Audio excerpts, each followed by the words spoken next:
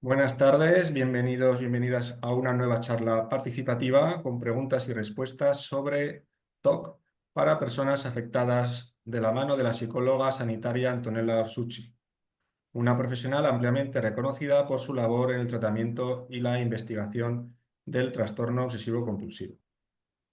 Antonella Orsucci se formó en el Centro Asociativo TOC Granada, centro pionero de la intervención de este trastorno en España, y ha continuado su trayectoria con un fuerte compromiso hacia la atención clínica especializada.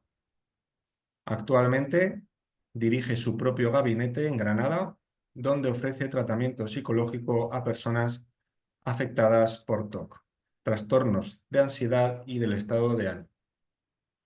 Además de su trabajo clínico, Antonella es miembro activo del Obsessive Compulsive Cognition Working Group, grupo de referencia internacional en investigación sobre el TOC, y ha contribuido con diversos artículos científicos en revistas especializadas.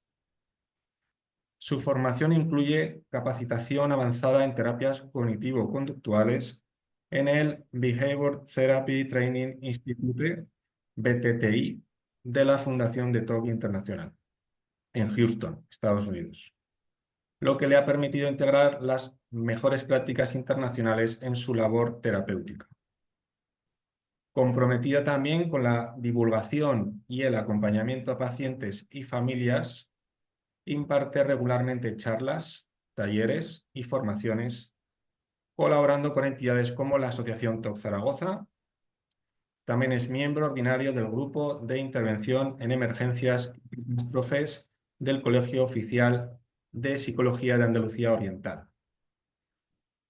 Hoy tenemos la suerte de contar con su presencia para compartir su experiencia, conocimientos y sensibilidad en torno a una temática tan relevante como el TOC. Y dicho esto, bienvenida Antonella. Hola, muy buenas. Gracias por la presentación.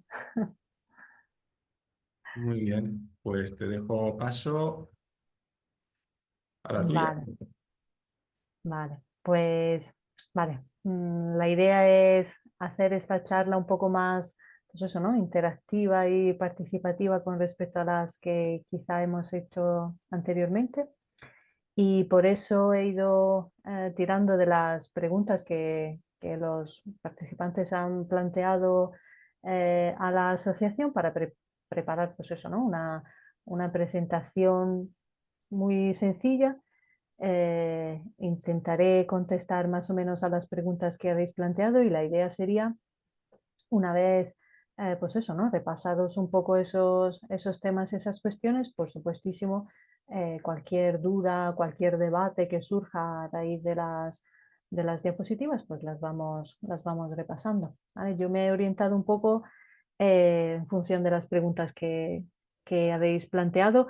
Sí es cierto que, y pido disculpas a los que han planteado preguntas con respecto a temas de discapacidad, de reconocimientos, a esas preguntas no he contestado, no voy a contestar porque creo que son temas que una abogada laboralista, pues eso, ¿no? Es la experta, la persona, el profesional que, pues eso, que mejor puede solucionar esas dudas. Yo eh, podría meter la pata dando información que no es fehaciente, con lo cual prefiero no contestar y ya que, pues eso, ¿no? Creo que la asociación TOC Zaragoza, si no me equivoco, cuenta con abogados, ¿no? Que dan asesoramiento en este sentido, con lo cual yo animo a las personas que han planteado esas dudas o que tienen dudas con respecto a esos temas a que pues eso, ¿no? Se pongan en contacto con la asociación y que, pues eso, que puedan encontrar el profesional que mejor pueda resolverles esas preguntas. Luego a lo mejor Jan igual al final puede dar, ¿no? Pues eso puede corroborar esa idea, esa información de que hay profesionales de referencia sobre este tema. Pues sin más, vamos a pasar un poco, ¿no? a responder a esas preguntas que se han ido planteando. Y he querido empezar haciendo un poco un repaso de lo que es el TOC, ¿no? Porque he visto que algunas preguntas iban enfocadas a cómo identificar los pensamientos que son obsesivos o dudas sobre el por qué mis obsesiones y mis compulsiones están aumentando, ¿no? En concreto, había una pregunta, una de las primeras preguntas que hacía referencia a eso, ¿no? Estoy tomando medicación, sin embargo, noto que mis compulsiones aumentan, con lo cual, ¿cuál es la solución? ¿Tomar más medicación? Bueno, con respecto a eso, primera respuesta que yo daría sería confiar en vuestro psiquiatra, plantearle las dudas que tengáis. Es verdad que a veces antes de dar con la tecla de la medicación más adecuada o de la dosis más adecuada, hay que ir un poco por ensayo y error. No todas ¿no? Los fármacos funcionan igual con todo el mundo y a veces, según qué cuadro obsesivo-compulsivo necesita de dosis que pueden parecer bastante elevadas, sobre todo de antidepresivos. No os asustéis, ¿vale? Es una recomendación eh, clínica ya pues, que tiene bastante respaldo científico, el hecho de que los antidepresivos a veces en el trastorno obsesivo-compulsivo tienen que llegar a dosis bastante elevadas antes de empezar a hacer efecto. Mientras tanto, puede ser que se note, pues a veces, ¿no? Incluso los efectos secundarios de la medicación pueden generar más nerviosismo, con lo cual a más nerviosismo puede que en un principio tengamos más manifestaciones obsesivo-compulsivas hasta que lleguemos a una estabilización. Y ahora, luego, cuando repasaremos un poco los tratamientos, volveremos un poco sobre el tema de la medicación, pero bueno, pues puede ser, ¿no? Que a veces haya que subir un poco la dosis antes de llegar a dar con la tecla, precisamente. Pero bueno, más allá de lo que puede hacer la medicación y de lo que el psiquiatra, ¿no? Puede orientar a su paciente con respecto a ese tema, yo siempre soy partidaria, yo me paso las primeras sesiones con los pacientes a repasar esos conceptos. Yo soy partidaria de que conocer el círculo vicioso del TOC, que es esto que estamos viendo aquí en la pantalla, siempre nos ayuda a precisamente aprender a manejar mejor nuestros síntomas. Con lo cual, igual lo conocéis ya, ¿no? A la saciedad, vamos a repasarlo brevemente para que no nos pille desprevenidos, porque una de las preguntas también planteaba mm, correctamente que el TOC muchas veces va cambiando de máscara, ¿no? Ahora se presenta con pensamientos de daño y luego se presenta con pensamientos de comprobaciones, puede cambiar la temática, pero si somos capaces de identificar la forma, digamos, la función que tiene ese círculo vicioso al margen del contenido de los pensamientos, somos capaces de identificar el TOC, sea cual sea la máscara que se pone en un momento dado. Entonces, importantísimo. El TOC empieza por un fenómeno que de por sí no es patológico, que es ese pensamiento intruso, que lo llamamos intruso precisamente porque, al igual que un intruso que entra en nuestra casa sin que lo hayamos invitado, viene a ser un pensamiento que de repente se cuela ¿no? en nuestro flujo de conciencia. Y vuelvo a decir, de por sí no es patológico, todo el mundo tiene pensamientos intrusos, pero en algunos casos, o ¿no? las personas que tienen más predisposición a desarrollar TOC, a ese pensamiento le dan importancia, credibilidad, una valoración negativa, ¿vale? Y esa importancia que le damos al pensamiento genera ansiedad, genera esa sensación de este pensamiento no debería haberlo pensado, este pensamiento no debería estar ahí, si lo he pensado es por algo.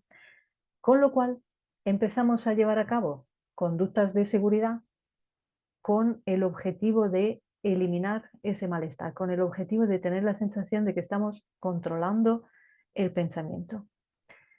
Esas conductas de seguridad, y ahí meteríamos compulsiones, evitaciones, rumiaciones, neutralizaciones. O sea, esas conductas de seguridad es cierto que a corto plazo y a breve término consiguen pues, rebajar un poco, ¿no? mi ansiedad, pero precisamente le transmiten al cerebro que ese pensamiento, que esa alarma que había percibido en un primer momento, efectivamente es importante, es algo que merece la pena nuestra atención, con lo cual pues estamos reforzando la importancia y la credibilidad que le estamos dando al pensamiento. Con lo cual, importantísimo, al margen del contenido de los pensamientos, identificar siempre esa relación funcional. He pensado algo que me ha generado malestar y para solucionar, entre comillas, ese malestar, he llevado a cabo esas conductas de seguridad que me han hecho sentir que tenía el control sobre la situación. ¿Vale? Tener clarísima esa relación funcional es lo que nos va a ayudar a lo largo del tiempo a identificar cuándo estamos entrando en un ciclo, en un bucle obsesivo-compulsivo, independientemente del contenido de los pensamientos que en un momento dado pues, nos esté atacando. ¿Vale? Y otro pequeño paréntesis que retomaremos al final. Otra de las preguntas planteaba el cómo sé a qué pensamientos le tengo que dar importancia y a cuáles pensamientos no necesito darle importancia. ¿Cómo sé si un pensamiento merece mi atención o no merece mi atención? Bueno, lo cierto es que uno de los pilares que se trabajan en el TOC es interiorizar que todos los pensamientos son iguales, porque al fin y al cabo solo son eso, son pensamientos. Ningún pensamiento merece una atención o una importancia específica, ¿no? Sobre todo esos pensamientos que son pues, de naturaleza involuntaria, es decir, si me quiero poner a hacer la lista de la compra, igual me pararé y diré, venga, vamos a ver qué me falta en la nevera. Y estaré prestándole atención a unos pensamientos en concreto. Pero ahora, si haciendo esta lista de repente me aparece una palabrota, tengo que darle importancia a ese pensamiento. Pues es un pensamiento, ¿qué más da? Bienvenido sea. ¿Vale? Con lo cual ese es uno de los principios del TOC que ahora retomaremos también más adelante. Vale. Una vez que hemos identificado ese bucle obsesivo-compulsivo, repito, fundamental la relación funcional que existe entre un pensamiento y dentro de pensamiento metemos sensaciones, imágenes, recuerdos, cualquier contenido mental que aparezca en mi mente y pues eso, ¿no? Esas conductas que llevo a cabo para eliminar el malestar que me ha producido ese pensamiento. Bueno, pues si he identificado que estoy entrando en ese bucle o que ese bucle, ¿no?, ya me tiene atrapado, buscamos un tratamiento eficaz. Había varias preguntas sobre los tratamientos eficaces y creo que, pues eso, ¿no?, que vamos a aclarar un poco las dudas para que quede pues, más o menos ordenada las ideas. La terapia farmacológica se utiliza en el TOC. Es cierto que no existe un fármaco para las obsesiones. Normalmente nos apoyamos en antidepresivos, ¿vale? Los fármacos, los principios activos que entran dentro de los antidepresivos. El más famoso es la clomipramina, pues el anafranil, sino pues sertralina, fluoxetina, fluoxamina. Es cierto que por sí sola la terapia farmacológica no suele tener una gran eficacia, se suele utilizar como coadyuvante, como ayuda para la terapia psicológica. ¿Por qué? Porque hay algunos casos en los que es prácticamente imposible empezar una terapia psicológica sin la ayuda de, pues eso, ¿no?, de cierta medicación que, pues eso, que nos echa una mano en la gestión de la ansiedad, nos echa una mano un poco en las fuerzas, ¿no?, para enfrentarse al trabajo de exposición que no es para nada fácil. Bueno, pues es cierto que desafortunadamente algunos pacientes no muestran respuesta a la medicación, aún así, pues no os quedéis con la primera impresión, ¿no? A veces decíamos hay que tantear un poco varias opciones para dar, antes de dar con la tecla, y la parte negativa que tiene es que, bueno, pues que el tratamiento tiene que ser mantenido durante largo plazo si no queremos perder esa ventaja alcanzada. Repito, siempre y cuando nos apoyemos sola y únicamente en la terapia farmacológica, ¿no? Luego, si estamos paralelamente activando una terapia psicológica, pues se puede plantear, según las circunstancias y según los casos, una reducción de la posología o pues en un momento dado incluso pues terminar con la suministración de fármacos, ¿vale? Ahora, nos vamos a los tratamientos psicológicos. Había una pregunta que planteaba si la EPR, si es mejor la EPR, la terapia cognitivo-conductual. Vale, la EPR es uno de los elementos de la terapia cognitivo-conductual. A día de hoy, la terapia cognitivo-conductual es el tratamiento que ha mostrado la mayor eficacia en cuanto a eso, ¿no? Al abordaje del TOC, con unos porcentajes, ¿no? Un 60-70% de reducción de los síntomas son unos resultados muy, muy buenos. Esos resultados se suelen mantener a largo plazo, sobre todo si se hace mucho hincapié precisamente en lo que es la psicoeducación, que es lo que decíamos antes, ¿no? El conocer muy bien el trastorno y el círculo vicioso del TOC para identificar esa conexión funcional entre los síntomas que estoy observando y ponerle remedio en cuanto los vea brotar, ¿no? Inconvenientes de la terapia cognitivo-conductual que requiere de mucha motivación. ¿Por qué? Porque no es fácil. Porque la parte de EPR, digamos, ¿no? que entraría a formar parte de esa terapia cognitivo-conductual, requiere de exponerse a los estímulos que normalmente causan el malestar o activan las obsesiones y no realizar las conductas de seguridad que normalmente llevaríamos a cabo. Con lo cual, ¿qué significa esto? Que mientras estamos haciendo EPR, exposición con prevención de respuesta, estamos experimentando malestar y es como si tuviéramos, entre comillas, que quedarnos cruzados de brazos frente al malestar. Yo a veces pongo el ejemplo de, es como si viéramos que viene un camión hacia nosotros, estamos en mitad de la carretera y nos estamos quedando cruzados de brazos pensando, vale, viene un camión hacia mí, vale, me va a atropellar el camión, por hacer un símil. Con lo cual en ese momento eh, el nivel de malestar puede ser intenso. Claro que se va, ¿no? Intentando pues, escalonar la exposición para que no sea mucho de golpe, pero inevitablemente no es placentero. Y por eso ¿no? hace falta esa motivación para enfrentarlo. Pero eso, la EPR es, digamos, la parte conductual de esa terapia cognitivo-conductual, que suele juntar a ese módulo de EPR pues, un módulo de terapia cognitiva. ¿Qué se hace en el módulo de terapia cognitiva? Pues se explica un poco al paciente pues, cuáles son las distorsiones, cuáles son los errores, digamos, ¿no? que solemos cometer a la hora de pensar y que al fin y al cabo son los responsables de esa importancia, de esa credibilidad, de esa valoración negativa que le solemos dar a según qué pensamientos, con lo cual intentamos desmontar la idea de que, pues eso, ¿no? de que un pensamiento de por sí signifique algo, intentamos desmontar los errores lógicos que, por ejemplo, se pueden dar en términos de posibilidad o probabilidad de que se verifique según qué catástrofe, ¿no? Por ejemplo, en los toques de contaminación, no sé, tocando el tirador de la puerta puedo contagiarme de SIDA.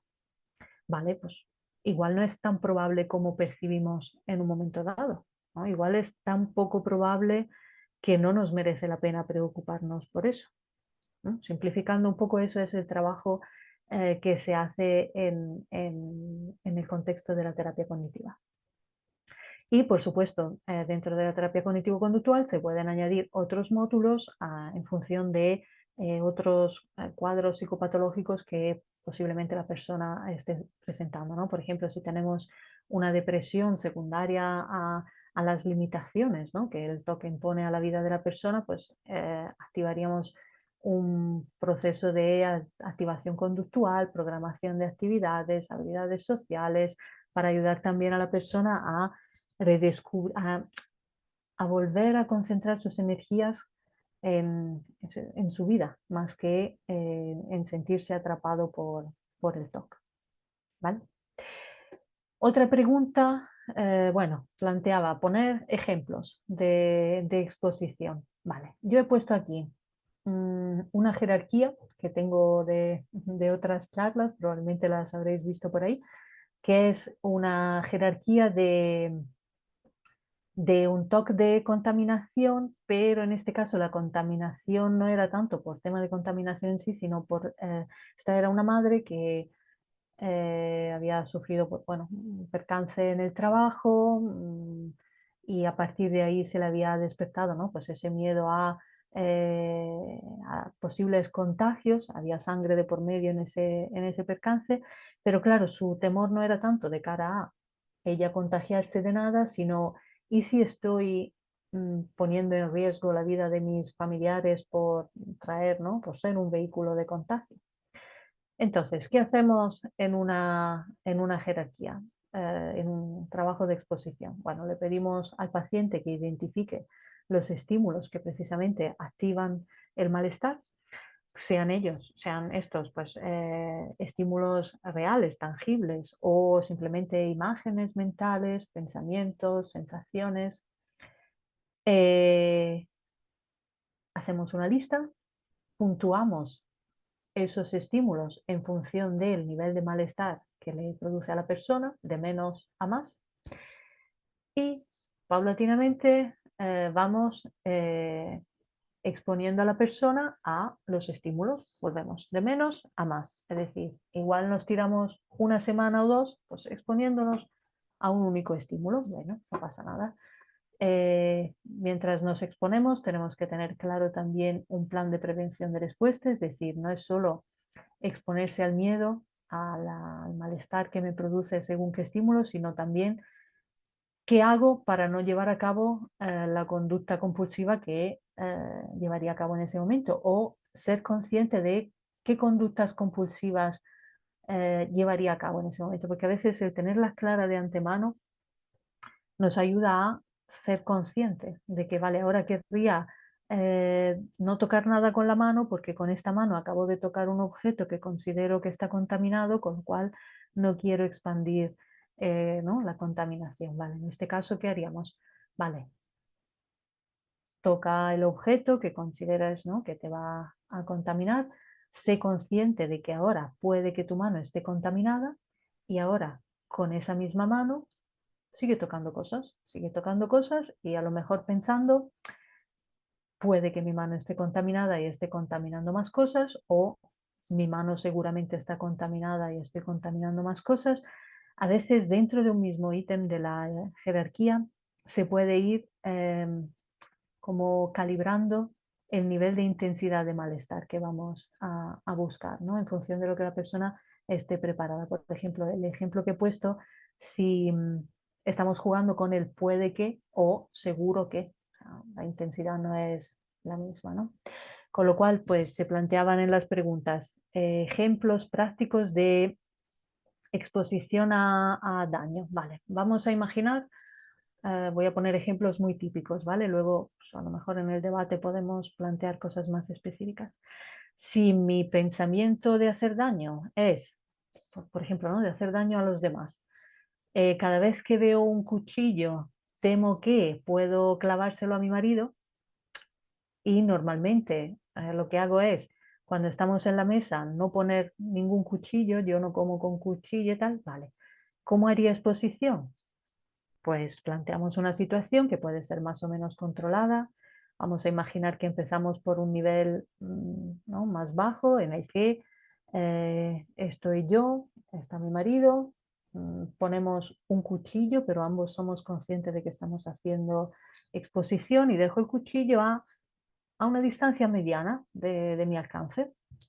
Y lo tengo ahí y lo observo y mientras estamos aquí, pues puedo exponerme a pensar, puede que coja el cuchillo y se lo clave a mi marido. Puede que vaya a coger el cuchillo y se lo clave a mi marido. ¿Vale? Eso luego puede ir escalonándose, acercando el cuchillo, teniéndolo más cerca, cambiando el puede que por seguro que voy a coger el cuchillo o teniendo el cuchillo en la mano, ¿vale? En función del nivel de malestar que la persona está dispuesta a tolerar. Incluso se puede empezar por exposición en imaginación. Si los primeros pasos son muy duros, bueno, pues esa misma escena que acabo de plantear, empezaríamos a hacerla en imaginación. Me imagino una situación en la que estoy yo, está mi marido, está este cuchillo y yo tengo esas ganas de cogerlo y de clavárselo a mi marido y todavía no quiero en la escena hacer entrar la imagen de efectivamente clavárselo a mi marido. Perfecto, no pasa nada. Empezamos por el nivel en el que simplemente me lo planteo. ¿Vale? La cuestión es que, pues eso, hay que tener claro que hacer exposición produce malestar y que desafortunadamente ese malestar lo necesitamos experimentar. A veces los pacientes tardan un poco, ¿no?, a arrancar con la exposición porque es como que dicen, déjame que me mentalice eh, a no tener ansiedad al hacer esa exposición y entonces la de, bueno, pues es imposible porque precisamente esa es la trampa del TOC, ¿no? El querer eliminar ese componente de ansiedad. Otro ejemplo creo que planteaban era sobre TOC de tipo sexual, con lo cual, pues en ese caso sería, pues según el caso concreto, ¿no? Pero se me ocurre, pues vamos a imaginar un TOC de tipo homosexual, ¿no? Que también es muy típico. Pues si empiezo a tener dudas de si puedo ser homosexual, pues una primera exposición podría ser, venga, pues voy a ver imágenes de actrices, por ejemplo, y mientras las estoy mirando, pensar, bueno, puede que Angelina Jolie me resulte atractiva, ¿vale? Pues sí, puede ser que, pues yo qué sé, esta actriz me guste, ¿vale? Sí, me estoy fijando en sus pechos, ¿vale? Puede ser que me esté fijando en sus pechos, ¿vale? Y de ahí, pues, podríamos ir increciendo.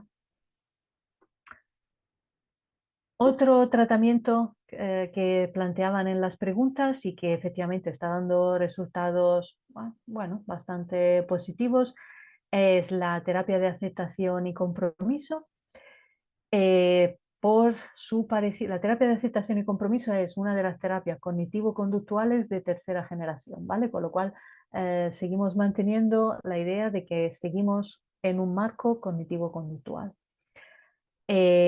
¿Cuáles son los elementos de la terapia de aceptación y compromiso que la hacen apta, digamos, ¿no?, para el trabajo con el TOC? El hecho de que en ACT se insiste mucho en eliminar la evitación experiencial. La evitación experiencial es ese concepto por el cual las personas tienen tendencia a evitar lo que le genera malestar. Terapia de aceptación y compromiso invita a la persona a exponerse, a que si algo te genera malestar no es razón para evitarlo. Pues a veces te genera malestar solo porque es salir de tu zona de confort, con lo cual mientras no lo experimentes no puedes saber si es peligroso o no. Que si os fijáis es, con otras palabras, pues un concepto muy parecido al que se plantea en la exposición con prevención de respuesta. Vale, aquí acabo de ver un fallo mío. El que tenga TOC de perfeccionismo aquí va a tener una exposición. Practicar la difusión con ese de los pensamientos. Esa sería una exposición, por ejemplo, bueno, pues para una persona con TOC de perfeccionismo, el hecho de exponerse a errores de ortografía es una exposición y me genera malestar y estaré ya fijándome en esa Z que está ahí y no debería estar ahí, ¿vale? Hasta que noto que el malestar, poquito a poco, de tanta mirarla, pues se va aplacando. Volviendo a la diapositiva, la difusión de los pensamientos es ese concepto que el ACT deriva de la tradición filosófica oriental, en el que se hace hincapié sobre el hecho precisamente de lo que decíamos antes, que los pensamientos solo son pensamientos. Los pensamientos no determinan ninguna realidad, no describen ninguna realidad, solo son palabras, frases que pasan por nuestra mente como nubes en el cielo, ¿no? Un ejemplo muy, muy típico que se utiliza. Con lo cual, uno de los problemas de los seres humanos es que vivimos como muy atrapado en lo que nos decimos. ACT tiene una parte teórica que es brutal sobre temas de lenguaje, sobre tema relacional, pues eso, ¿no? Filosofía oriental. Es muy complejo como concepto teórico, pero digamos se podría resumir en eso, ¿no? Nos pasamos la vida creyéndonos lo que nos decimos y lo cierto es que solo es una historia que nos estamos contando. La realidad ahí fuera es pues, mucho más sencilla a veces, ¿no? Con lo cual el aprender a despegarnos de nuestros pensamientos nos ayuda a descubrir que al margen de lo que estamos pensando, probablemente en la realidad no está pasando nada, ¿no? Entonces, esto es muy parecido a lo que se trabaja, por ejemplo, en la terapia cognitivo, en el módulo cognitivo de la terapia cognitivo-conductual. Y el tema de las acciones valiosas, que son importantísimas en la terapia de aceptación y compromiso, porque la parte de compromiso va dirigida precisamente a comprometerte con lo que es importante en tu vida para dirigir hacia allí, ¿no? Tu atención, dejando a un lado todo lo que te llevaría a evitar, todos tus miedos, pues esa parte de recuperar las acciones valiosas nos viene muy bien para plantear el tema precisamente de, por ejemplo, activación conductual en caso, ¿no? de que haya síntomas depresivos, tal. Y a veces también en la parte de prevención de respuesta, es decir, vale, sé consciente de que esa respuesta de evitación o compulsión a ti te está impidiendo eh, tocar teclas importantes en tu vida, ¿no? Por ejemplo, se me venía ahora a la mente una idea, un caso, ¿no? De pues, una madre, es también muy típico, una madre primeriza con su bebé, pues bueno, así enlazo también con el tema de las exposiciones a pensamientos de tipo sexual. Bueno, pues esta madre con su bebé empezó a tener pensamientos de tipo sexual, ¿no? Porque de repente, pues cambiándole el pañal, la idea era, uy, mm, mm, qué horrible sería si esta situación me resultara excitante, ¿no? Esto sería un horror, eso es de pederasta, es de locos. Pero claro, el pensamiento no era siquiera me está excitando esta situación, era qué horrible. O sea, ¿y si ahora me excito cambiando el pañal al niño? Sería un monstruo, porque eso solo lo hacen los monstruos. Vale, pues en función de ese pensamiento empezó a, pues eso, ¿no? A pedirle al marido que cambiara el pañal, luego el problema del toque es como una mancha de aceite, ¿no? Entonces ya no es solo cambiarle el pañal, sino no lo puedo tener en brazos, porque y si teniéndolo en brazos le he tocado el culete, y si tocándole el culete en realidad lo que quería era notar si me excitaba o no, madre mía, esto es de pederasta, ¿no? Hasta el punto que pues dejó por un tiempo de encargarse de su hijo. De hecho, no lo quería ni ver porque incluso, pues eso, ¿no? El verle la boquita era como, "Uf, ¿y si la boquita del niño me hace tener pensamientos sexuales?", ¿no? Con lo cual, pues un horror. La verdad que estaba viviendo un infierno y en ese caso concretamente se hizo mucho hincapié sobre el tema de las acciones valiosas porque era como sé consciente de que el TOC te está quitando el sueño de ser madre, te está quitando esos momentos con tu hijo que son irrepetibles y que además pues llevaba mucho tiempo deseando tener un hijo, con lo cual pues eso nos ayudó a decir, pues mira, me merece la pena pagar el precio de la exposición porque el precio de perderme esos momentos con mis hijos pues no estoy dispuesta a pagarlo, ¿vale? Vale, pues al finalizar la terapia siempre está bien hacer pues, prevención de recaídas, que es repasar los conceptos, repasar los logros alcanzados, que eso siempre ¿no? da sensación de, pues mira, lo he conseguido hacer. Y pues eso, ¿no? Recordar cuáles son las estrategias que hemos utilizado, cuáles herramientas nos han resultado más útiles, recordar, incluso poner ejemplos de cómo podría presentarse, ¿no? Como decíamos, esa relación funcional entre pensamientos y conductas que va generando el bucle de TOC, porque otra pregunta que muchas veces se plantea, que también estaba ¿no? en estas preguntas que me habéis pasado, aunque fuera así un poco más velada, es, ¿pero el TOC se cura? Porque a mí me han dicho que el TOC es crónico, el TOC nunca se va. Vale, partimos de la idea que es difícil responder esa pregunta porque luego cada persona es un mundo, pero yo creo que cuanto más adquirimos la capacidad de identificar el círculo obsesivo compulsivo, en el momento en el que se genera, vuelvo a decir, esa sensación de he tenido este pensamiento me ha molestado o me ha llamado especialmente la atención, he sentido la necesidad de hacer algo al respecto y ahora resulta que lo que he hecho me ha tranquilizado, pero ese pensamiento ha vuelto y vuelvo a hacer algo y vuelve.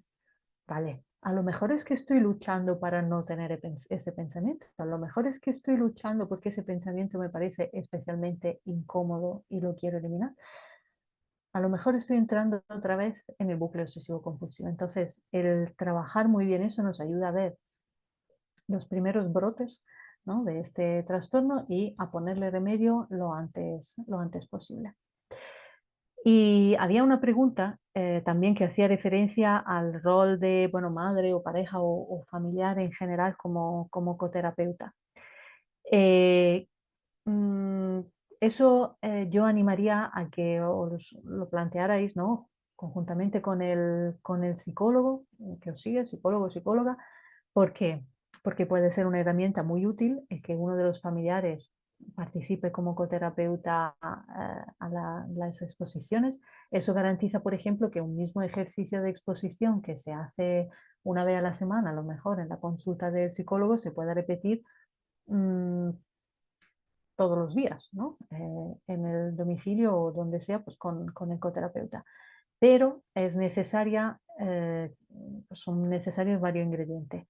Que el coterapeuta adquiera precisamente un conocimiento sobre el TOC muy grande para no caer en rumiaciones con el paciente, para no ayudarle a hacer compulsiones sin darse cuenta, que a veces, ¿no?, pasa, para no tenerle miedo a la ansiedad que el paciente experimenta en el momento de la tensión, de la exposición y querer sacarlo de ahí demasiado precipitadamente, porque todas esas conductas pues quitarían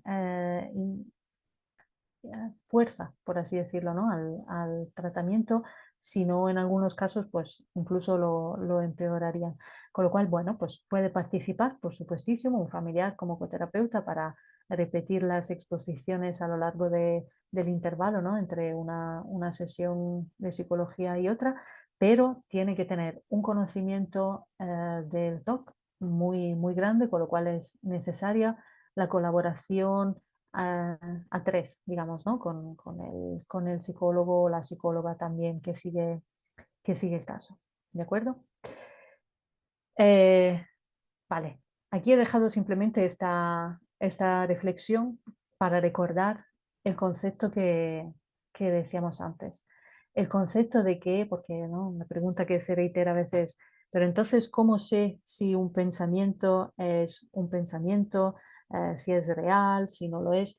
Lo cierto es que trabajar el TOC va de descubrir que la gran mayoría de los pensamientos son basura, ¿no?, tal cual se lo digo a mis pacientes, y que más allá de pararnos a averiguar si este pensamiento es real, porque ahí ya estamos dirigiendo más atención al pensamiento más que a la realidad. Con lo cual se trata de intentar olvidarnos un poco de lo que está pasando por nuestra mente para eh, conectarnos con la realidad, ¿no? ¿Y a qué me refiero? Algunos pacientes a veces plantean, vale, pero ¿y si el pensamiento es racional? ¿Y si efectivamente, creo que el ejemplo que ponían en la pregunta era de tipo comprobación, ¿no? ¿Y si me he dejado el secador enchufado? Vale. Ahí nos iríamos, por ejemplo, a la parte de, primero trabajaríamos la parte cognitiva, ¿no? Vale, pues, ¿qué probabilidades hay de que te hayas dejado el, el secador encendido? Y la gente contesta, pues muchísima, vale, pues, y de las veces que lo has comprobado, ¿cuántas veces te lo habías dejado encendido? Pues ninguna. Entonces no es tan probable, ¿no? Esa es el empezar a romper un poco esa credibilidad que le damos a los pensamientos y recordar que a veces un pensamiento no es racional o irracional porque sea una locura, sino porque precisamente va tan impregnado de distorsiones por ejemplo, sobre el peligro, ¿no? ¿Vale? ¿Y si me he dejado enchufado un secador? ¿Qué puede pasar? Realmente las probabilidades de que de ahí pasemos a un incendio son muy bajas, son pues eso, ¿no? Basándonos en los datos de realidad, pues mínimas. Con lo cual, a veces el agarrarnos con uñas y dientes a la realidad de los hechos nos ayuda un poco a descubrir que el pensamiento va pasando a nuestro alrededor, no pasa absolutamente nada, con lo cual, pues el pensamiento solo es un pensamiento, ¿vale? Y nada, y hasta aquí un poco lo que he preparado para responder a las preguntas que habéis planteado, así que ahora pues todo el espacio para seguir contestando a cualquier pregunta o a lo que haya, alguna duda que haya surgido en función de esas diapositivas que hemos repasado. Muy bien, Antonella, muchas gracias Nada, vosotros. por tus, o sea, por tus diapositivas contestando a las preguntas previas que nos han mandado en el formulario previo. Bueno, pues a partir de ahora dejamos un espacio si queréis preguntar algo los que están online. Podéis preguntar por el chat o levantando la mano. Yo tengo aquí unas preguntas preparadas, Ujú. interesantes. Perfecto, Estaba ahí. perfecto. Y bueno, Ah, perdona que te interrumpa, que había una pregunta que la tenía yo sí, en el post-it mental que tengo y ahora las he repasado y efectivamente. em, Había una pregunta que planteaba, ¿crees que el TOC de contaminación es curable, es más difícil de curar que otros tipos de TOC? Me parece muy interesante esa pregunta porque es una duda que muchas veces yo creo que todo paciente de TOC, si lo pienso, me ha planteado. A veces no es como, pero si yo tuviera un TOC de contaminación sería más fácil, o no, si yo tuviera un TOC de daño, claro que lo vería, ¿no? Cada uno ve más fácil el TOC del otro. Lo cierto es que, vuelvo a lo que decíamos al principio, no existe un TOC, una temática, digamos, que sea más difícil que otra de tratar o eso, ¿no? O de curar. ¿Por qué? Porque, vuelvo a decir, al margen del contenido, el mecanismo siempre es el mismo. Entonces, en todo tratamiento EPR, tratamiento conductual, iríamos a romper ese círculo funcional que viene a crearse entre pensamiento, malestar, conducta de seguridad. Llega un momento de la terapia en el que el contenido del pensamiento solo nos interesa a fines de estructurar la EPR, pero lo que estamos trabajando constantemente es no te creas lo que tu mente te dice, no le hagas especialmente caso a los pensamientos, cuando sientes la necesidad de hacer algo para eliminar el malestar, hazle espacio a ese malestar y mira a ver si, ¿no? qué pasa con ello. Y eso es lo que responde, ¿no? un poco a esa pregunta. Ningún contenido obsesivo compulsivo es más grave que el otro de por sí. Perdón, ya he terminado. también preguntaban, igual las has contestado ya, preguntaban cómo sería la jerarquía, ¿no? De TOC Mm, de daño o de TOC sexual. Yo creo que has hablado también de eso, ¿no? sí, sí, sí. Sí, ahí habría que ver, ¿no? un poco el caso específico, por eso el ejemplo que ponía de la pareja y del cuchillo, ¿no? Si el daño va dirigido a otra persona, pues si el daño fuera, yo qué sé, dirigido a uno mismo, imaginemos que no me puedo acercar a las alturas porque pienso que igual me voy a tirar, ¿no? ¿Y si me tiro por el balcón? ¿Y si me tiro por la ventana? Y tal. Entonces ahí progresivamente podríamos empezar, quizá por una exposición en imaginación, ¿no? Bueno, estoy cerca de una ventana, pienso que me podría tirar por la ventana, hasta, pues, físicamente decir, venga, pues, vamos a ponernos a mitad de la habitación, a una distancia media con una ventana abierta, y vamos a empezar a generar ese pensamiento de podría tirarme por la ventana, podría tirarme por la ventana, para ir habituando ese pensamiento. Al hilo de esto del daño físico, eh, si hay comorbilidad con depresión mayor y la persona sí que tiene pensamientos de suicidio o Ujú. sintónicos, ¿cómo lo abordarías? Para diferenciar, Probablemente, diferenciar esos. claro, claro. Es una buena pregunta porque a veces se da el caso y ahí hay que hacer una buena labor, primeramente de eso, ¿no? De entender si esos pensamientos son egosintónicos o egodistónicos, ¿no? ¿Qué significa? Pues egosintónico, que realmente lo estoy pensando porque tengo una ideación de suicidio, ¿no? Más o menos estructurada, o si son, pues eso, ¿no? Pensamiento intruso que lo estoy pensando pero no lo quiero pensar. Realmente muchas veces a la hora de eso, ¿no? De diagnóstico y esa es un poco sensibilidad clínica más que otra cosa, lo que diferencia un pensamiento eh, de ideación suicida de un pensamiento de suicidio de tipo obsesivo es precisamente que la persona que tiene ideación suicida no experimenta especial malestar al pensarlo. De hecho, incluso experimenta cierto alivio. En el momento que se ha colado. Sí, alguien. Si quieres, puedes dejar de compartir. Ay, sí, cierto, correcto. Vale, Pues eso, ¿no? Que las personas que tienen ideación de suicidio muchas veces casi experimentan cierto alivio con la idea del suicidio, porque les parece una opción. No, no es el mismo malestar que una persona que lo experimenta como pensamiento intruso y dice, pero ¿por qué estoy pensando esto? Si esto es una locura, no, no, que me ayuden a no hacerlo, ¿sabes? Como esa es más la idea.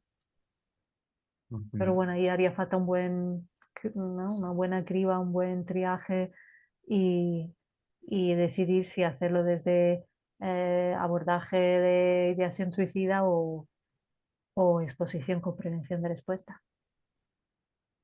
claro, sí.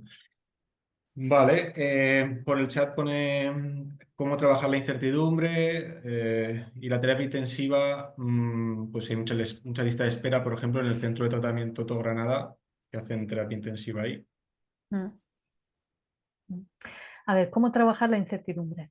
Yo trabajo con la incertidumbre, que es ¿no? uno de los grandes escollos del TOC, la intolerancia a la incertidumbre. Lo planteo desde el mismo modelo, ¿no? De, pues eso, de bucle que hemos visto. Y la clave está en identificar que la incertidumbre no es otra cosa, si lo pensamos en términos de pensamientos, que una pregunta que se plantea nuestro cerebro, ¿no? Por ejemplo, la incertidumbre puede ser desde lo más práctico, pues eso, ¿habré desenchufado el brasero cuando me he ido, ¿no? de mi casa? Vamos a imaginar este ejemplo, que quizá es el más sencillo, ¿no? Más práctico, vale.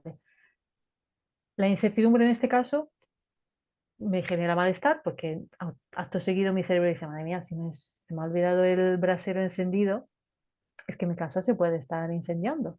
Es un horror. Con lo cual, ¿qué hace normalmente? ¿Cuáles son las conductas más típicas, ¿no? que encontraríamos en este caso? Vale, pues si estoy cerca de casa, incluso puedo llegar a volver a casa para mirar si he desenchufado el brasero. Vamos a imaginar que estoy en la misma casa, pero me he ido a la cama, me levanto y voy a comprobar si he desenchufado el brasero o la reconstrucción de la escena del crimen, como le digo yo, ¿no? O sea, hay personas que no van físicamente a lo mejor, pero se paran a recordar mentalmente los últimos gestos que han hecho como para recrear una imagen que les asegure que han desenchufado el brasero. Vale, pues si nos damos cuenta, todas esas acciones son acciones que van dirigidas a responder a la pregunta que plantea la incertidumbre, a eliminar la interrogación. ¿Cómo abordaríamos la incertidumbre? Manteniendo la incertidumbre. Con lo cual, podríamos empezar tan sencillamente por, pues no lo puedo saber. No puedo saber si es, por ejemplo, ¿no? Desde el punto de vista de la exposición, no puedo saber si he desenchufado el brasero, no recuerdo si he desenchufado el brasero y por el lado de la prevención de respuesta, no vuelvo físicamente a comprobarlo ni intento recrear mentalmente la imagen de los últimos gestos que he hecho para asegurarme de si he apagado o no el brasero. La cuestión es dejar esa incógnita abierta y dejar que el malestar vaya bajando por su cuenta. Luego, en esa hipotética jerarquía, por ejemplo, igual podríamos llegar al momento de no solo exponerme a no puedo saber si he apagado el brasero, no tengo ni idea, no sé si ha apagado el brasero, no lo sé, sino que igual podríamos pasar a un ítem más elevado de esa jerarquía en el que plantearíamos, vale, puede que me haya dejado el brasero encendido, puede que me lo haya dejado encendido. Y otro ítem para ir un poco más allá, me he dejado el brasero encendido en casa, me he dejado el brasero encendido en casa. Otro ítem más elevado, me he dejado el brasero encendido y mi casa se está incendiando. Que le queremos meter, a lo mejor la persona tiene una temática de daño hacia los demás, me he dejado el brasero encendido, mi casa se está incendiando y mi vecino va a morir por mi culpa, según la temática del paciente con el que estamos trabajando. No necesariamente una cosa tiene que llevar a la otra, a veces simplemente una duda que pues no tolero esa incógnita abierta. Ujú. Respecto a la terapia intensiva, Mm. ¿cómo ves cuando hace falta la terapia intensiva o hacer la ordinaria? O sea, ¿cuándo o siempre es mejor hacer intensiva si se puede? Una pregunta difícil y yo creo que la intentaría contestar por paciente, ¿no? Porque o sea, todo lo que puede ser intensivo, bienvenido sea, porque a veces, pues eso, ¿no? Hace que es como el deporte. Si yo me apunto al gimnasio y voy al gimnasio una vez a la semana, pues no será lo mismo que si voy 3 o 4 veces a la semana. Ahora, también pasa a veces lo contrario. ¿En qué sentido? En el sentido de que hay personas que necesitan otro ritmo, ¿no? Que, bueno, pues que con una vez a la semana con el psicólogo y luego, pues eso, ¿no? Alguna exposición programada que yo sienta que soy yo el que lleva el control y me las voy planificando y tal, perfecto. Creo que depende mucho del paciente y en ese caso, ¿no? Estoy hablando de incluso dejarle sensación de control, ¿no? Es cierto que todo lo que trabajamos con el toque es aprender a asumir riesgos, pero sobre todo en las primeras fases, que la persona sienta que tiene cierto control sobre los riesgos que está asumiendo, ayuda a dar el paso. Con lo cual, a veces empezar por una terapia más espaciada y luego en el momento en el que se va cogiendo confianza, decir, venga, pues vamos a meterle más caña, vamos a hacer algo más intensivo, o al revés, empezar por algo más intensivo, adquirir, ¿no?, la mayoría de las herramientas y luego ir poquito a poco espaciándolo, delegando al paciente la responsabilidad de hacer sus exposiciones por su cuenta. Creo que depende un poco del paciente. En cualquier caso, yo soy partidaria de eso, ¿no? De que repetita iuvant, como decían los antiguos romanos, repetir siempre ayuda, con lo cual, incluso cuando se hace una terapia de una vez por semana, el hecho de que la persona entre una sesión y otra tenga sus exposiciones programadas y aproveche, ¿no?, para hacer exposición o, ¿no?, recuerde lo que hemos trabajado para ir planteándolo a lo largo de la semana, ayuda a que los beneficios del tratamiento se vayan notando antes. Y por la lista de espera, pues es una lástima, pero pues se hace lo que se puede, ¿no? Me imagino. Sí, pues Isabel tiene la mano levantada. Le voy a dar paso. A ver, hola, perdón, a ver, me voy a poner la cámara. Soy aquí el hijo que ha hecho ya, bueno, gracias por contestar y perdona que no te haya puesto gracias en el chat, pero es que me da un poco de toque. Ahora ya estoy atacando un poco la exposición. Tenía una duda en base a la incertidumbre, porque hoy he hecho una exposición y claro, mi incertidumbre era, bueno, tengo toque sexual de pedofilia y tengo otros tantos, Ujú. moral, daño, tengo esos toques. Claro, mi miedo era, ¿y si realmente no me tengo que exponer a este estímulo y lo estoy haciendo la exposición mal y eso va a llevar... O sea, ¿cuándo sé yo cuándo la incertidumbre se debe atacar y cuándo no? Vale. Y mi respuesta va a ser un poco mala, ¿vale? ¿Eso mismo no es incertidumbre? Si es incertidumbre, entonces vamos en todo. O sea, vale, vale, vale, vale. Vale. A ver, perdona, o sea, sé que es una respuesta un poco, No, un sí, sí, poco a mala. ver, cuánto... Sí, sí, vale, pues a mí me viene muy bien. Sí, sí, yo ya lo Sí, he sí. pillado. Que ante la duda, yo, o sea, está la frase, ante la duda, esto.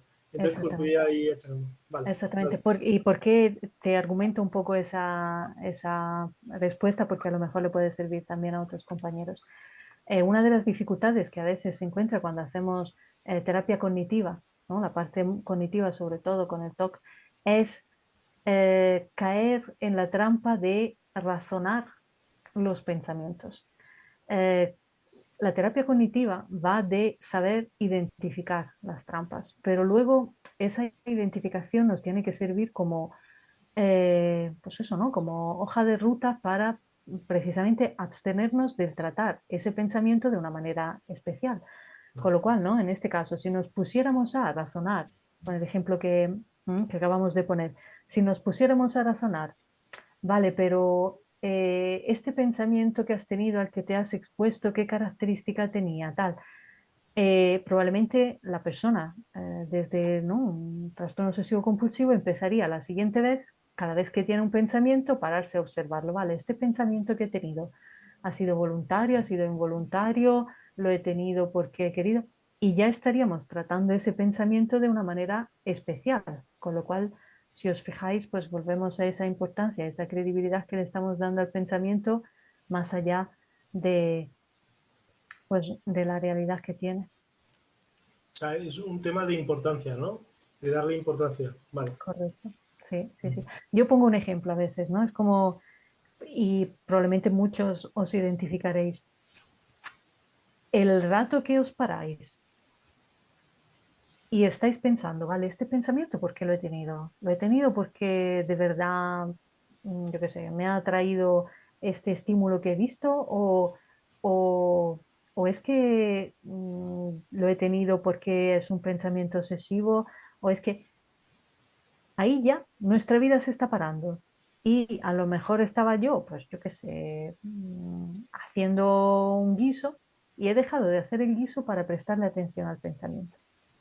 ¿Vale? Con lo cual, de alguna manera ya estoy tratando, le estoy dando credibilidad y valor de realidad a un pensamiento que de por sí solo es una frase.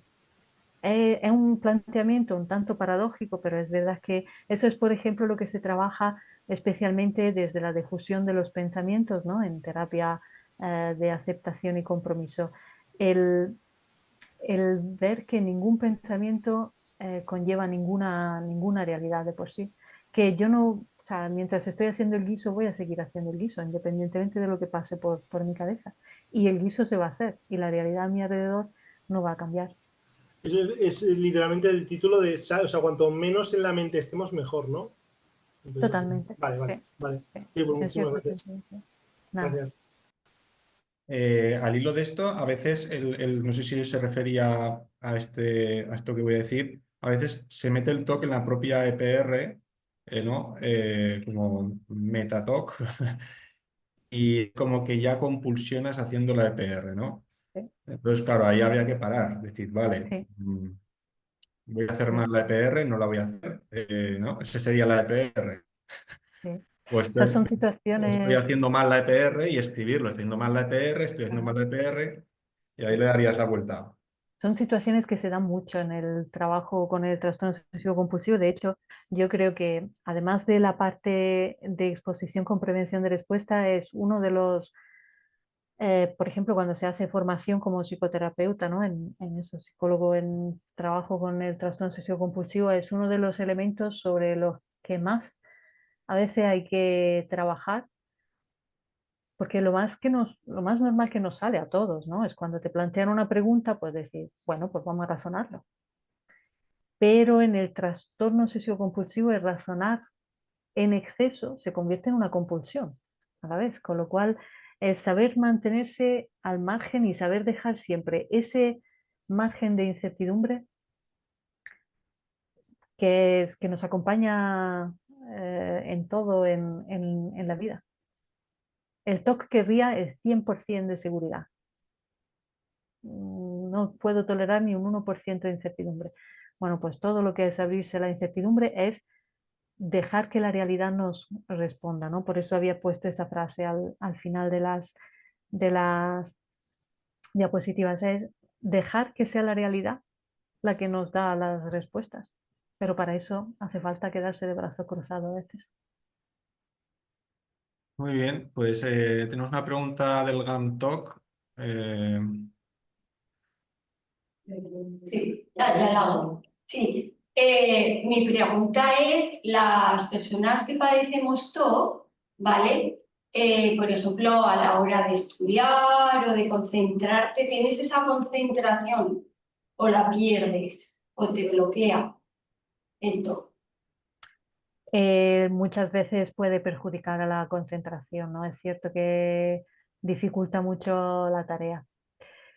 Sea porque, pues eso, porque a veces, ¿no? Es como un avasallamiento de pensamientos intrusos, sea porque a veces la persona siente la necesidad de pararse y responder a los pensamientos, con lo cual eso ya de por sí distrae, ¿no? Lo cierto es que ahí, por ejemplo, se trabaja mucho, en este caso, lo que es la difusión de los pensamientos, es decir, venga, si ahora estoy estudiando este texto, intento centrar mi atención en el texto. A través de ejercicio, ahí hay ejercicios de terapia metacognitiva, que bueno, que entra siempre dentro, ¿no?, de la terapia cognitivo-conductual, que precisamente entrenan en cierto sentido esa capacidad de desplazar la atención hacia según qué estímulos. Entonces, en este caso es, vale, dando por sentado, y ahí otra vez es como una apuesta, que lo que está pasando por mi mente ahora es irracional, que no me interesa, que lo que me interesa es lo que estoy leyendo, pues voy centrando mi atención en lo que estoy leyendo. Otro supuesto es, por ejemplo, las dificultades que encuentran las personas con TOC a la hora de estudiar por cuestiones de perfeccionismo, ¿no? A lo mejor tengo que aprenderme todas las palabras, o a la hora de hacer un examen escribir exactamente lo que salía en el texto, o escribir con una letra especialmente perfectas, correctas. O si lo queremos ver desde el punto de vista de la incertidumbre, el necesito aprenderme el texto de pie a pa, todas las comas, todos los puntos, porque si no se me queda esa duda de ¿y si algo no sé contestar? Entonces a lo mejor no me presento nunca a los exámenes porque siempre me cuesta tolerar ese margen de incertidumbre de ¿y si me preguntan algo que no sé? Que no es como lo pueden experimentar la gran mayoría de los estudiantes, ¿no? El típico miedo antes de los exámenes, sino esa sensación de, tengo la sensación de que me falta algo, de que no me lo sé del todo. Y cuando tienes esa inseguridad, puede ser un TOC. Esa inseguridad y ese miedo que vas siempre ahí, que te falta algo, que no sabes si va a salir. Claro, ahí plantearía lo que decíamos, ¿no? Una buena entrevista clínica por parte ¿no?, del psicólogo para identificar, vale, ¿es obsesivo o es un miedo, pues como muchos estudiantes, ¿no?, pueden tener frente a un examen? Pero aún así, en ambos casos, se trataría de exponerse a presentarse al examen con la duda de, igual no me lo sé todo. Quizá en el TOC se haría más escalonado, ¿no?, dejando poquito a poco ese repasar, ese repasar. En el caso de un miedo de un alumno estándar, digamos, pues igual lo expondría con más desparpajo, si fuera yo la psicóloga, digamos. Pero el punto de exposición para vencer los miedos siempre está ahí. Por el chat dicen, y cuando el malestar no lo genera un pensamiento, sino una sensación o una respuesta automática, Mm. en TOC de contaminación, cuando alguien nos toca y ya te sientes sucio, ¿cómo afrontar esa situación? Muchas gracias. Mm. A ver, a nivel diagnóstico, incluso ya en las últimas ediciones del manual diagnóstico, el DSM, se hacía hincapié en que cuando hablamos de pensamiento intruso, no solo hablamos de pensamientos como tales, sino que hablamos de cualquier contenido mental, es decir, imágenes, sensaciones, recuerdos, con lo cual simplemente hablamos de pensamiento por una cuestión de simplicidad, ¿no?, para entendernos. Pero incluso si lo queremos ver como un pensamiento, el hecho de que me toquen y yo experimente esa sensación de que estoy contaminado, lo puedo de alguna forma desglosar como un pensamiento, ¿no? Porque es como, ¿y si ahora estoy contaminado? ¿Y si ahora, o al contrario, ¿no?, si lo quiero ver con una certeza, fulanito me ha tocado y ahora todo mi cuerpo está contaminado. ¿Por qué? Porque jugamos con mecanismos del cerebro. Si yo pienso que me pica la cabeza y me pongo a pensar, pues creo que me pica la cabeza. Mi cerebro, a nivel de corteza somatosensorial, está generando la imagen de cómo sería si me picara la cabeza, con lo cual me acaba picando la cabeza. Si yo genero la sensación de todo mi cuerpo ahora mismo está empapado de contaminación y me meto en ese pensamiento, me fusiono con ese pensamiento, realmente puedo llegar a sentir la sensación de como si mi cuerpo estuviera contaminado, con lo cual, pues, el ser consciente de eso nos ayuda a exponernos a ese tipo de pensamientos. Preguntan en el chat si hay que buscar el miedo nuclear. Hombre, eso siempre, siempre viene bien. Vale, había una pregunta a raíz de esto, que ahora me he acordado también, que planteaba tema, por ejemplo, ¿no? Cuando planteaba las distintas opciones de tratamiento, eh, preguntaba sobre la MDR, por ejemplo, ¿no? Entonces, para aclarar un poco las cuestiones, cuando hablamos de miedo nuclear, hablamos de lo que realmente le da miedo a la persona, ¿no? Porque el ejemplo que poníamos antes del brasero, el hecho de que yo sepa que una persona tiene obsesión de comprobación con un brasero, en términos superficiales, vale, me puede servir, pero conforme voy profundizando en el tratamiento, no me da mucha información. ¿Por qué? Porque esa persona puede tener miedo a haberse dejado el brasero encendido por miedo a matar al vecino, porque a lo mejor tiene un miedo de hacerle daño a otra persona, por miedo a, como yo recuerdo un caso que tenía, que su miedo principal era perder los títulos de estudio que tenía en la casa. Es decir, realmente le daba igual que se quemara la casa, le daba igual que hubiera alguien dentro, ¿no? Y lo estoy analizando, pero un poco su idea era, madre mía, es que si pierdo los títulos de estudio que tengo en mi casa por un incendio, estoy perdida. ¿Cómo recupero yo esos títulos de estudio? Puede ser como decíamos, un toque de simplemente intolerancia a la incertidumbre, ¿no? Pues no pienso más allá de lo que podría pasar, pero la idea de si he dejado el brasero encendido me taladra la cabeza, vale. El hecho de identificar, en este caso esto sería el miedo nuclear, me permite ir a hacer una exposición mucho más ¿no? enfocada al que es realmente el problema, porque si no estaríamos haciendo una exposición a un brasero encendido sin ser tan efectivos. Ahora, a veces eso se confunde con el tema del miedo nuclear, ¿no? Con el tema del trauma, ¿no? Porque a veces la gente viene a la consulta y dice, vale, me han dicho que es que tengo un trauma y por eso tengo TOC. Esa asociación entre trauma y TOC no es significativa, me refiero. En términos estadísticos significa que sí es cierto que hay personas que han sufrido un trauma y que tienen trastorno obsesivo compulsivo y que el trastorno obsesivo compulsivo puede estar asociado o no a ese trauma sufrido, pero el tener trastorno obsesivo compulsivo no significa que haya un trauma detrás, ni mucho menos. De hecho, la mayoría de los pacientes que tienen TOC no tienen ningún tipo de trauma a sus espaldas. ¿Y eso por qué? Porque a veces el tema del MDR se ha metido un poco, ¿no? en el tratamiento del TOC desde el parecido que tiene el TOC con el revivir las vivencias traumáticas del estrés postraumático, ¿no? La EMDR es un tratamiento que se utiliza sobre todo en traumas, en trastorno de estrés postraumático. Sin embargo, con el TOC no hay a día de hoy evidencias de eficacia, que no quiere decir que, oye, pues en algo pueda ayudar. Y yo siempre digo que dando con un buen terapeuta todo puede funcionar, pero a veces me ha pasado, ¿no? de escuchar pues, que se enfoca desde el, venga, vamos a ver qué trauma te ha causado el TOC y ahí pues, estamos dando por sentado muchas cosas que no tienen por qué ser realidad.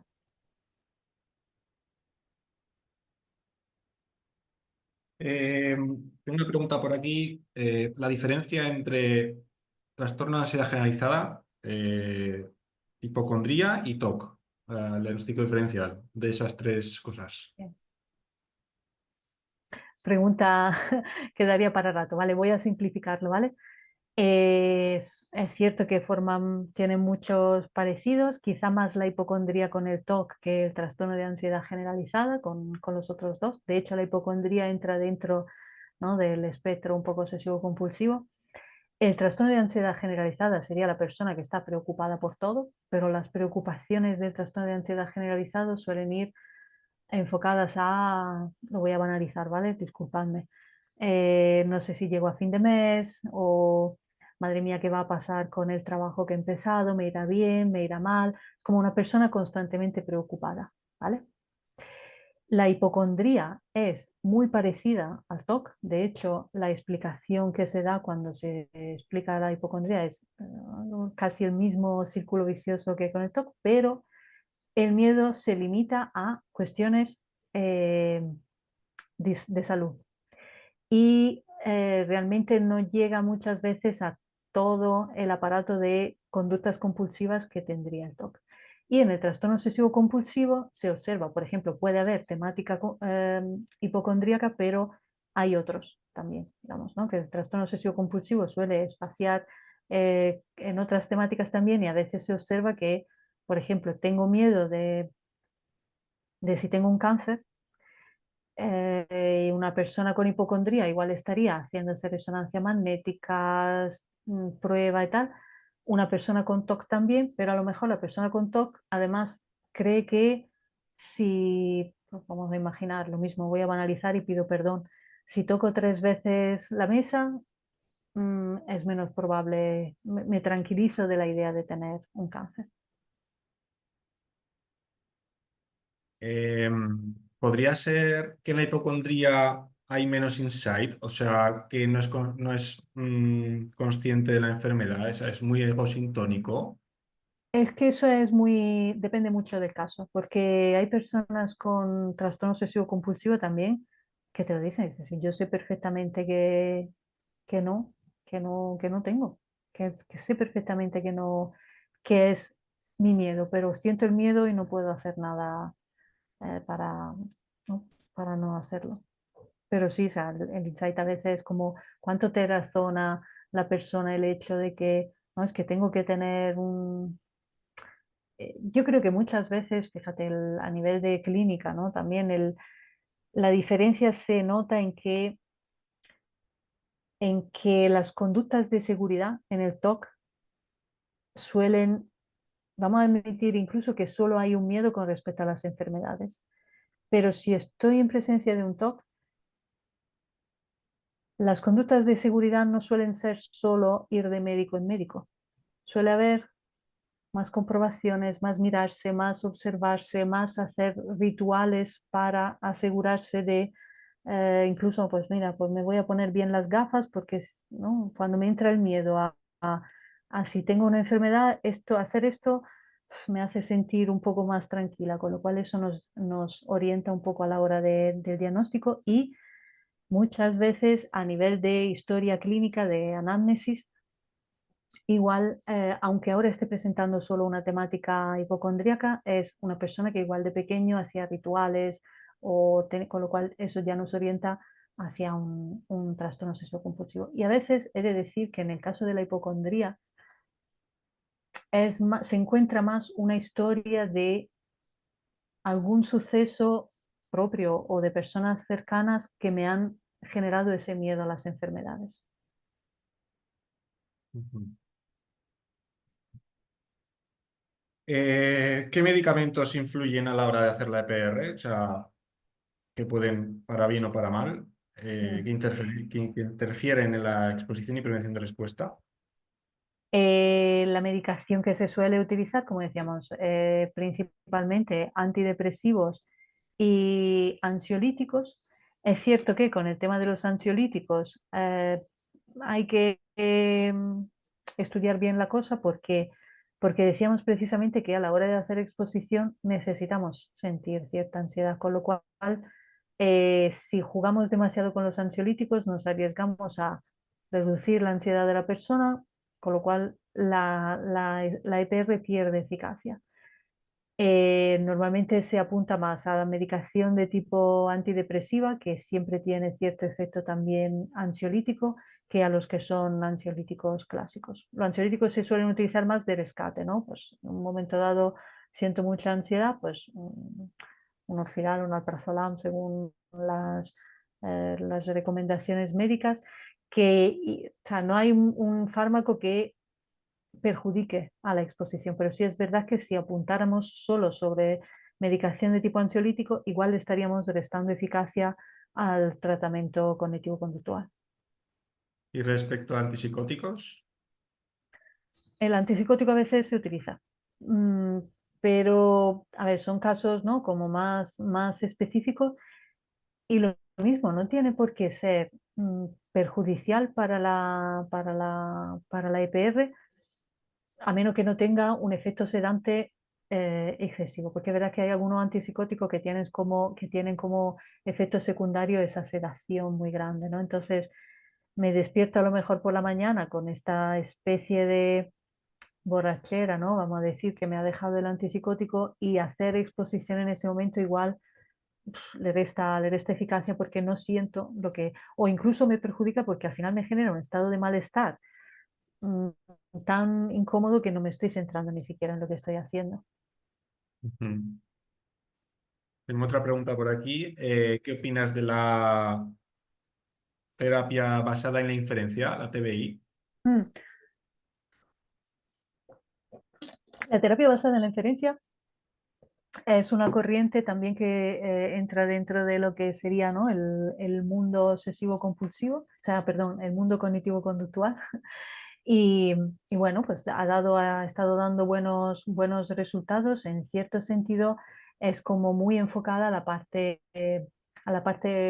cognitiva, ¿no? Quizá porque nos ayuda al paciente a darse cuenta, digamos, de que las teorías sobre las que se está basando son más bien inferencias, ¿no? Es decir, son razonamiento, es como saltar a conclusiones sin haber pasado por la criba de la realidad. Bueno, sí, otra corriente, digamos, dentro de lo que sería la terapia cognitivo-conductual. Cuando hablamos de terapia cognitivo-conductual, hay que tener en cuenta una cosa, que la parte conductual, digamos, es la que más se mantiene, que es la EPR.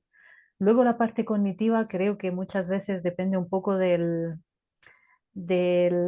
propio clínico, ¿no? Está el que hace una discusión socrática clásica, ¿no? Entonces, venga, las distorsiones cognitivas y tal. Está el que se basa más en la parte de difusión de los pensamientos, está el que trabaja más desde, pues eso, ¿no?, la inferencia. Son formas de demostrarle, de hacer que la persona entienda que está saltando a conclusiones que no se corresponden a una realidad. Muy bien, pues que nos quedan 5 minutos aproximadamente.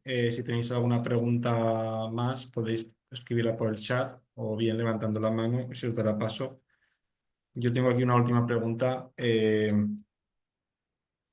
Cuando los valores de la persona que está afectada de TOC son muy rígidos, por ejemplo, en la religión, ¿no? Son muy rígidos. ¿Cómo se haría la EPR? Porque claro, ahí, ¿no?, como que puedes violar los valores de la otra persona. Sí. Con mucha sensibilidad y haciendo siempre hincapié, vuelvo a lo que decíamos al principio sobre el contenido y la función, ¿no?, y la estructura. Realmente siempre que se hace una exposición no estoy poniendo en duda lo que tú crees, estoy poniendo en duda cuánto te lo tomas al pie de la letra, ¿no? Digamos, quizá ese podría ser un elemento. Las personas que sufren TOC en virtud de esa necesidad de control, en virtud de esa intolerancia a la incertidumbre, suelen ser personas eh, poco flexibles, ¿no? Con lo cual, ¿qué significa ser poco flexible? Que toleran mal la ambivalencia. Y desafortunadamente, pues eso, vivimos en un mundo hecho de ambivalencia, grises, eh, incertidumbre, dudas, con lo cual siempre es un buen ejercicio abrir ese margen de de flexibilidad, que no significa actúo en contra de mis valores, sino dejo abierta la puerta a que quizá mi valor no sea tan dogmático o no tenga que ser tan dogmático como lo estoy viviendo. Claro, ese perfeccionismo, ¿no? Pues igual influye. ¿Sí? Por ejemplo, en la pandemia había unas normas muy rígidas, ¿no? Para lavarse las manos, para no contaminarse. Entonces, claro, ahí las personas de contaminación con la temática virus, eh, coronavirus o algo por el estilo, también sería muy difícil, ¿no? Hacer la exposición, la EPR en ese Sí, contexto. sí, sí, sí. Sí, porque eso nos obligó un poco a todos a asumir ese margen de duda de, pues oye, igual por muchas precauciones que tenga, puede que esté igualmente expuesto al peligro, con lo cual igual tomar una precaución menos o no tomar una precaución menos, pero pues eso, ¿no? Si ya me he lavado las manos, me he lavado las manos. En ese sentido, ¿no? Si ya me he puesto la mascarilla, me he puesto la mascarilla. El estar comprobando si efectivamente me cierra perfectamente por todos lados, a lo mejor ahí ya estaríamos entrando ¿no? en una parte más obsesiva. Ujú. Vale, Ganto tiene una pregunta.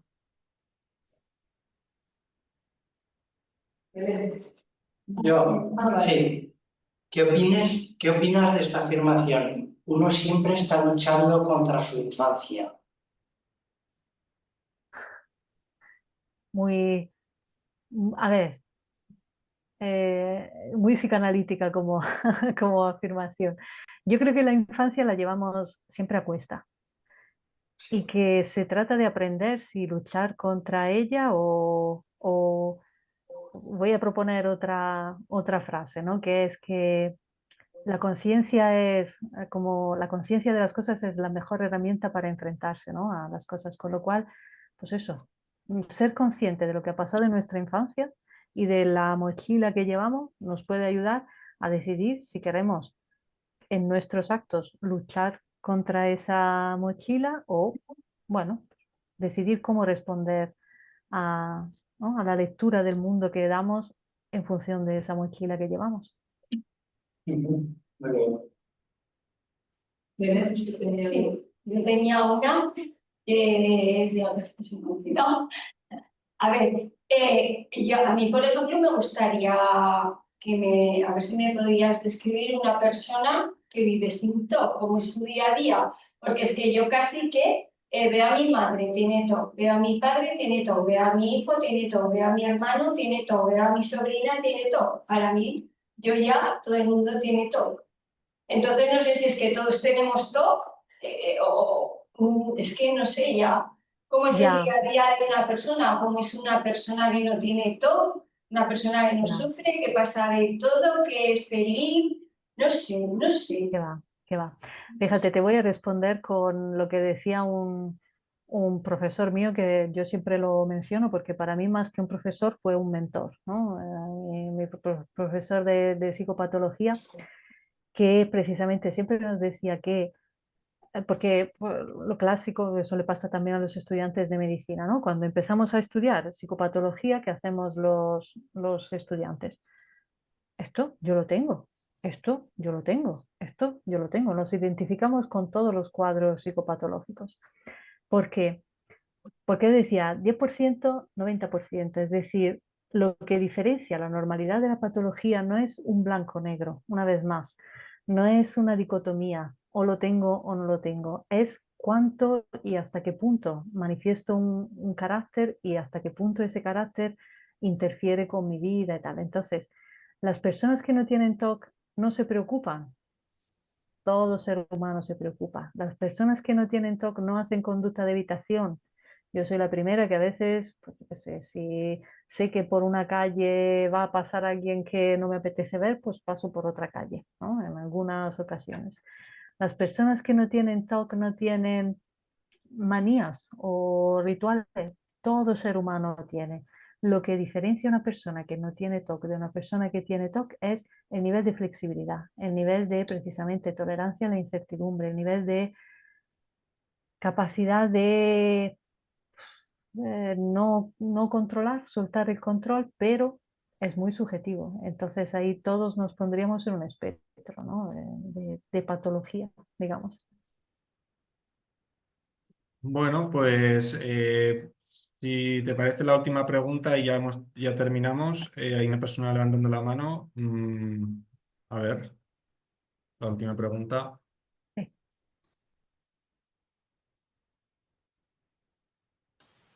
Sí. Soy muy mala con las nuevas A tecnologías. ver, vamos a ver. ¿Qué libro recomendarías? Un libro más de lo cognitivo y otro más sobre el TOC, sobre exposiciones. Mi monotema hoy son las exposiciones graduales, Sí, etcétera. sí. Vale. El libro, de hecho, lo tengo por aquí, lo que pasa es que no sé dónde. Sobre la parte cognitiva, yo, vamos, marca España en este caso, Amparo Belloc, Amparo Belloc, que es experta en trastorno obsesivo compulsivo y desde hace años lidera un grupo de investigación de la Universidad de Valencia que es puntero en este sentido. Se llama de hecho terapia cognitiva del TOC. Buscando terapia cognitiva TOC y Amparo Belloc, su libro está genial en ese sentido y da muchos tips sobre cómo utilizar la terapia cognitiva. Aunque digo, cuidado con la terapia cognitiva, no siendo profesionales de la terapia cognitiva porque nos arriesgamos a entrar en el bucle de razonamiento y eso sería rumiar en voz alta con el paciente, ¿vale? Con lo cual con eso hay que tener mucho cuidado. Desafortunadamente sobre la parte conductual es donde más cojeamos, en el sentido de que para mí el mejor libro que se ha hecho en ese sentido es el de Edna Foa, que de hecho Edna Foa es la pionera, ¿no? en terapia de exposición con prevención de respuesta, ya por los años 70, que es Venza sus obsesiones. ¿Qué pasa con ese libro? Que está descatalogado, creo, con lo cual encontrarlo es un poco una odisea. Hay libros muy buenos en lengua inglesa, en inglés. Por ejemplo, hay uno de Abramovich que también a mí me gusta mucho, que es eso, ¿no? Es exposición con prevención de respuesta en el TOC, pero es en lengua inglesa. Yo creo que en castellano, pues es de Venza sus obsesiones. Si tenéis la posibilidad de haceros con él, pues es una maravilla. Porque es muy sencillo, la exposición con prevención de respuesta es algo que tiene unos puntos claves, unos criterios, unos principios que hay que tener muy claros y luego mucha sistematicidad. Muchas gracias. Nada, encantada. Un placer. Bien, pues respecto a lo de la abogada laboralista, pues al principio ya has dicho que la asociación efectivamente colabora con la abogada laboralista especialista en TOC, que está justamente en Granada, y tenéis el contacto en la página web de toczaragoza.com. ¿Vale? Bueno, pues ya nos despedimos de esta charla. Gracias por participar, por asistir y gracias, Antonella, una vez más por resolver todas las dudas y preguntas acerca del TOC. Gracias a vosotros por invitarme. Vale, adiós. Adiós.